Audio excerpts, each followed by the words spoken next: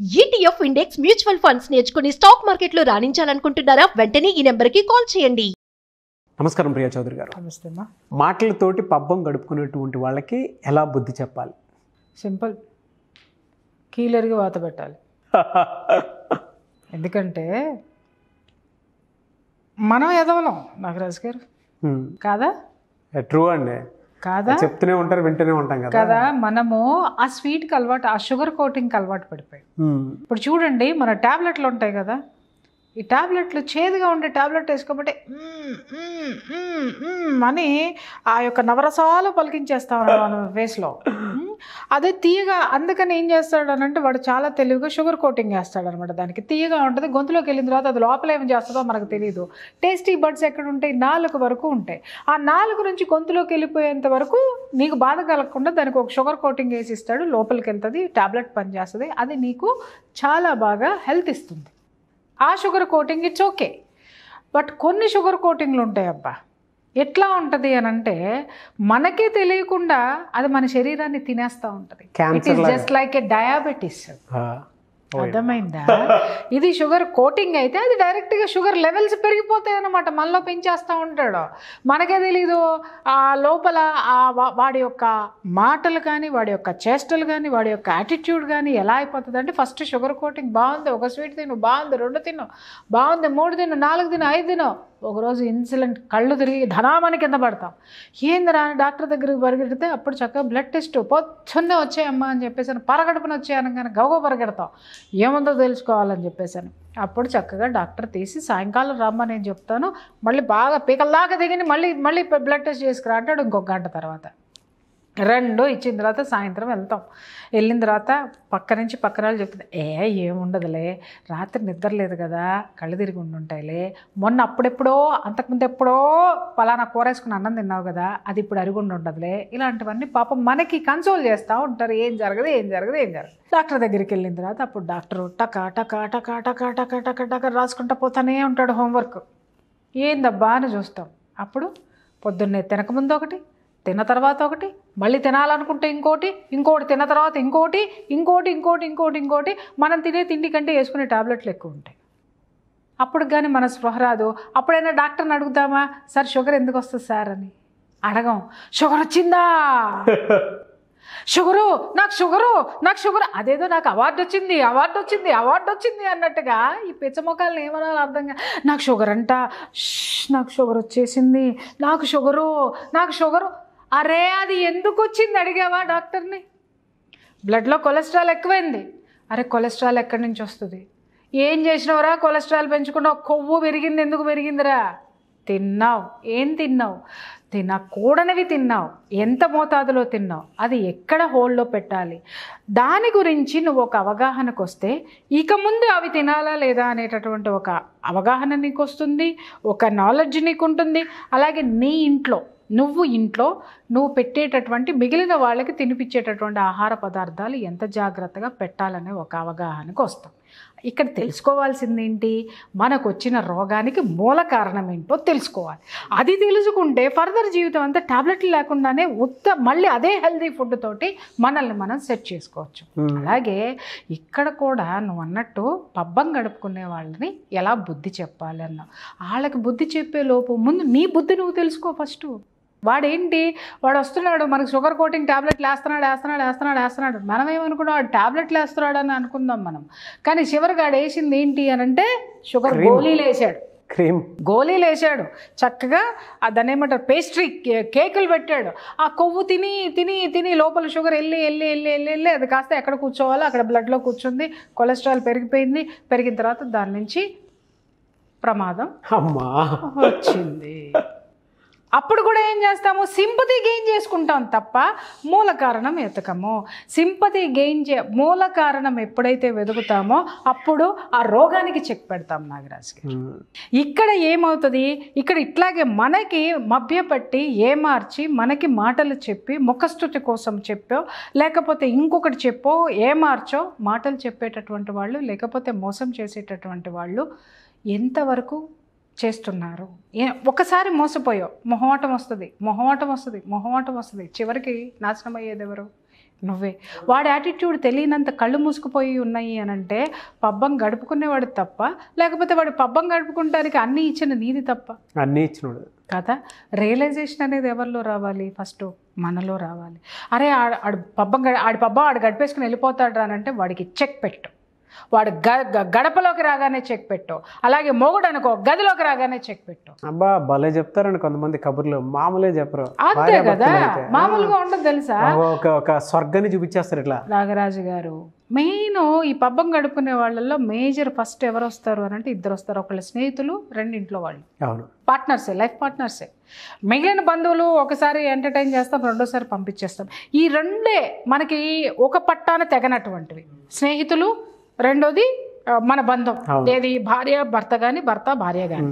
వీళ్ళు ఎలా ఉంటుంది అనుకోండి, భార్యకి పెళ్ళానికి ఏదన్నా అవసరం ఉంది, ఒక డైమండ్ నెక్లెస్ చేయించుకోవాలి అనగానే ఎక్కడ లేని ప్రేమ భర్త మీద వచ్చేస్తుంది.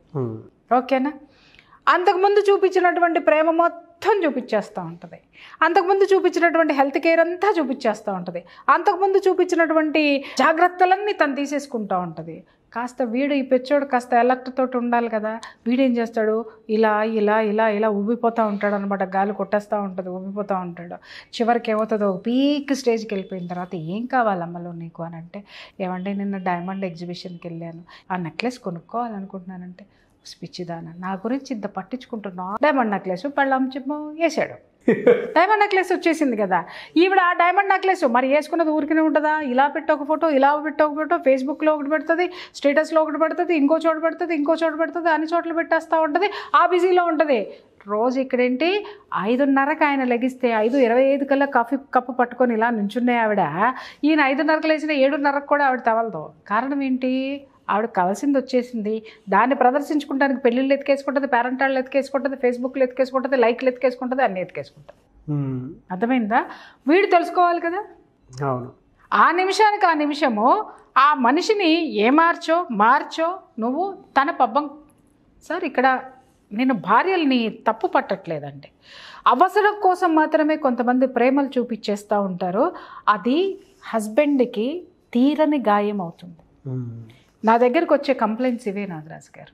ఏమంటే ఏదన్నా కావాలన్నప్పుడు ప్రేమగా వచ్చేస్తుందండి, ఆ తర్వాత ఉండదు. ఏమంటే మీ భార్యతో మీ భార్య మీతో ఎప్పుడు, మా భార్య చాలా ప్రేమగా ఉంటుందండి, చాలా ప్రేమగా ఉంటుందండి, బాగానే ఉంటుందండి అంటారు. ఏమంటే ఎప్పుడు ఉంటుందో చెప్పండి అంటారు. వాళ్ళు చెప్తారు, ఏమండి నాకు పలానప్పుడు బాగా సేవలు చేస్తుందండి, పలానప్పుడు బాగా సేవలు చేసిందండి. ఆ సేవలు చేయకముందు మీరేం గిఫ్ట్లు ఇచ్చారు, సేవలు చేసిన తర్వాత ఆవిడకి ప్రతిఫలం ఏమి ఇచ్చారు, ప్రతిఫలం అడుగుతారు, గిఫ్ట్లు అడగదు. వాళ్ళు చెప్తారు, ఇది ఆవిడ అడిగిందా మీరు ఇచ్చారు, ఎప్పటి నుంచో అడుగుతుందండి నేను ఇచ్చానండి, దాని తర్వాత మళ్ళీ లేదండి, మళ్ళీ ఎప్పటికీ మళ్ళీ ఇంకొకటి ఏదన్నా. అప్పుడు ఆ బేరీ చేసుకుంటూ వస్తే చాలా కేసులు ఏమవుతుందంటే వాళ్ళ టార్గెట్లే కనిపిస్తూ ఉంటాయి. ఇక్కడ భర్త విషయానికి వద్దాం నాగరాజు గారు. ఇక్కడ ఎలా ఉంటుందంటే అమ్మ బాబు వస్తారు, రావద్దని నేను అనట్లే, రావాలి. ప్రేమగా చూసుకునే కోడళ్ళ విషయంలో అసలు విభేదాలు అనేదే ఉండదు. వాళ్ళు ఈమె నెత్తినెక్కి తొక్కేటటువంటి క్యారెక్టర్లు అనుకుందాం, లేకపోతే బంధువులు అనుకుందాం, లేకపోతే ఇంకో తన తరపున ఏదన్నా పని జరగాలి అంటే అప్పటి వరకు భార్య అంటే నించో కూర్చో పక్కకెళ్ళు అది చేయి ఇది చేయి అనుకునేవాడు ఈయనకి ఆవిడ ఆస్తి ద్వారానో, ఆవిడ తెచ్చిన కట్నం ద్వారానో, లేకపోతే ఆవిడ ఒంట్లో ఉన్న నగల మీదో, లేకపోతే ఆవిడ జీతం ద్వారా వచ్చే లోనో, లేకపోతే ఇంకేదన్నానో అవసరాలు ఉన్నాయి అనుకుందాం, నాగరాజు గారు చూపించేస్తాడు ప్రేమ. చెప్పొద్దు సార్, సాయంత్రం అయ్యేసరికి మోర మల్లెపూలతో మొదలు పెడితే చీరలు తీసిచ్చేదాకా విపరీతమైనటువంటి. అప్పటి వరకు ఏమండి ఒక్క గంట బయటికి వెళ్ళొద్దామండి అంటే ఎక్కడికి వెళ్ళాలి, ఏం వెళ్ళాలి అని పాజమొహం వేసుకుని, లేకపోతే నోట్ ఏదో దౌర్భాగ్యవన్నీ వేసుకొని నవ్వులుకుంటూ టీవీలు చూసుకునేటోడు కాస్త వాడి అవసరం తీరేంత వరకు ఏరా బయటికి వెళ్దామా, నీకేదన్నా కావాలా తీసుకోరా కొనుక్కోరా అనగానే ఈవిడ ఉబ్బి తబ్బిబ్బైపోయి కరెక్ట్గా ఆవిడ స్పృహ లేనటువంటి టైం చూసిన తర్వాత వాడికి ఏం కావాలో అది తీసేసుకుంటాడు. అది సంతకాలు కావచ్చు, ఆస్తుల సంతకాలు కావచ్చు, నగల పట్వారీ కావచ్చు, లేకపోతే ఆవిడ పేరు మీద ఉన్నటువంటి ఫిక్స్డ్ డిపాజిట్లు కావచ్చు, లేకపోతే ఆవిడకి సంబంధించినటువంటి లోన్లు కావచ్చు, ఏదైనా అయిపోద్దా. సార్ ఇట్లా చేతిలో పడంగానే మారిపోతాడు సార్. నిజంగా వికృత రూపం. నిజంగా చెప్తున్నాను నాగరాజు గారు, ఇట్స్ ట్రూ. వికృతం ఇట్లా కనిపించేస్తుంది అనమాట. కనిపించేసి మళ్ళీ ఆ పాత స్వరూపం ఇక్కడ కనిపించేస్తుంది. ఏమ్మా ఎందుకుంటున్నావు ఆ దౌర్భాగ్యంలో బయట? ప్రేమగానే ఉంటారండి, ప్రేమ ఉందండి నా మీద. ఎప్పుడుంది చెప్పు? సంతకాలు పట్టించుకునేటప్పుడు. ఎప్పుడుంది చెప్పు? నగలు కావాల్సి వచ్చినప్పుడు. ఎప్పుడుంది చెప్పు? వాళ్ళాళ్ళు వచ్చినప్పుడు నువ్వు ఊడిగం చేయాల్సి వచ్చినప్పుడు. అప్పుడు మాత్రమే ఉంటుంది వీళ్ళకి ప్రేమ. వాళ్ళ పబ్బం గడుపుకోవడం కోసం మాత్రమే ఆ టెంపరీగా మాటలు చెప్పేసేసి ఆ పనిని వాళ్ళతో చేంజ్ చేసుకొని బయటపడిపోతారు. చూసారండి, ఇలాంటి వాళ్ళు ఎలాంటి వాళ్ళంటే స్లో పాయిజన్ కన్నా భయంకరమైనటువంటి వాళ్ళు. ఎందుకంటే వీళ్ళని వదలలేము, తగిలించుకోలేము. స్లో పాయిజన్ ఎలా ఉంటుంది సార్? బయటికి దాన్ని నిర్ధారించలేము. స్లో పాయిజన్ తెలుసా? పెద్ద పెద్ద వాళ్ళందరూ దాంతో చచ్చిపోయినారు సార్. ఎందుకంటే దానికి ఆధారాలు దొరకవు, ప్రూవ్ చేయలేము మనం వాటిని. ప్రూవ్ చేయాలంటే ఇట్ టేక్స్ టైం. ఇంకొకటి, ఆ ఇచ్చేవాడు మనకు నమ్మకస్తుడే అయి ఉంటాడు. అర్థమైందా? ఆడెందుకు ఇస్తాడు అనంటే వాడికి ఎక్కడ ఆనవాళ్ళు దొరకకుండా ఉండడానికి. ఇలాంటి వాళ్ళు కూడా ఇంతే. వాళ్ళ పబ్బం గడుపుకోవడానికి మనకి స్లోగా షుగర్ కోటింగ్ అనేటటువంటి పాయిజన్ని ఇంజెక్ట్ చేస్తూ ఉంటారు. అది మనకి డయాబెటీస్గా మారుతుందా లేకపోతే డైనమిక్ ఎనర్జీగా మారుతుందా అనేది మాత్రమే మనం గుర్తుపెట్టుకోవాలి. దాన్ని విఘ్నతతోటి ఆలోచించి దాన్ని అర్థం చేసుకునేటటువంటి లెవెల్స్ మనకు ఉండాలి. లేకపోతే వాళ్ళు మన టైంనే కాదు, మన డబ్బునే కాదు, మన జీవితాన్ని కూడా మింగేసేటటువంటి క్షణాలు చాలా ఉంటాయి నాగరాజు గారు. ఆ పరిస్థితుల్లో ఆ ప్రమాదాలు ఉంటాయి. ఆ ప్రమాదాలని పసిగట్టి వాళ్ళు స్వార్థంతో వస్తున్నారా, వాళ్ళ పబ్బం గడుపుకోవడానికి మీకు ఈ పనులు చేస్తున్నారా, నిస్వార్థంగా చేస్తున్నారా అనేటటువంటి వివేకాన్ని మీరు అలవర్చుకొని దాని నుంచి ఓవర్కమ్ అయ్యే ప్రయత్నాలు చేయండి. తప్పకుండా అండి. Thank you so much Priya Chowdary గారు. Thank you.